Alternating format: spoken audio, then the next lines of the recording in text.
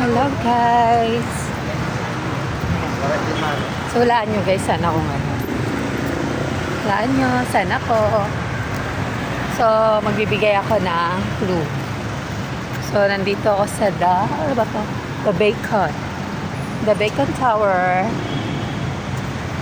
Saan pa? Bibigay ako ng idea ha. Ayan guys.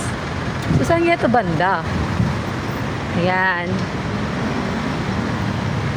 So sa mga kahula guys, alam nyo na, may load kayo. Bibigyan ko kayo ng 30 pesos na load. Char! Ayan. Nandito ako ngayon sa Tooth. Ayan. So naghahanap po ako ngayon guys ng banana Q kasi pang snack ko po ngayong araw. At nandito po ako ngayon sa Makati. So, binanggit ko na po kung saan ako. Habang naglalakad ako at naghahanap ng banana Q, may nakita po akong santol dito at mangga. Ay, ang sarap niya. Pero, hindi yan yung craving ko, kundi yung banana Q. Kaya habang naglalakad-lakad ako, ayan, nagbibideo-video muna si Inday kasi ang ganda ng place. Alam mo yon, hindi polluted. Kaya ito, nagbablog-vlog si Inday. Naghahanap kasi ako ng banana Q, guys. Parang nag-crave ako ngayon ng banana Q. Nakakabis lang kasi kumain ng banana Q. Ayun, kaya hinahanap ko siya dito. Baka meron sa gilid-gilid. So parang iba yung nakita ko. Good.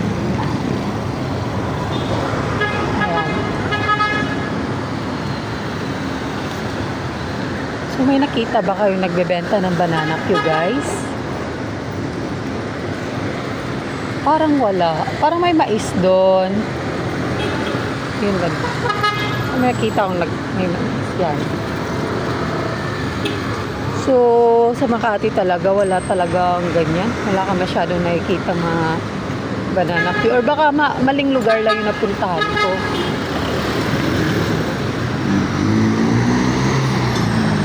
Ayan guys, so naghahanap pa rin ako. Sana ako makabili ng banana Q. Parang buntis lang. Nag-crave ng banana Q. I-try ko kaya sa likod. Parang may nagbebenta doon. So, ayan. So, andito na pala guys. So, nahanap ko na yung banana Q. Lumampas lang po ako saan yung banana Q. So, malapit lang pala siya sa Eurotel. Ayan, ito yung banana Q.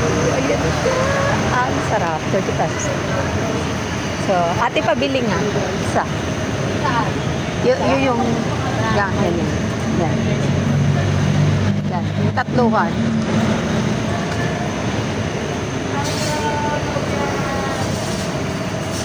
Ito na yung banana Q ko. 30 pesos lang siya. So, may kainin natin. At ito na nga, yung banana Q ko. Ewan ko ba, bakit gusto ko ng banana Q? Stop.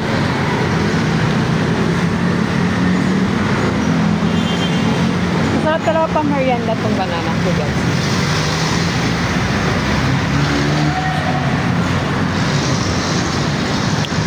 Kain po tayo.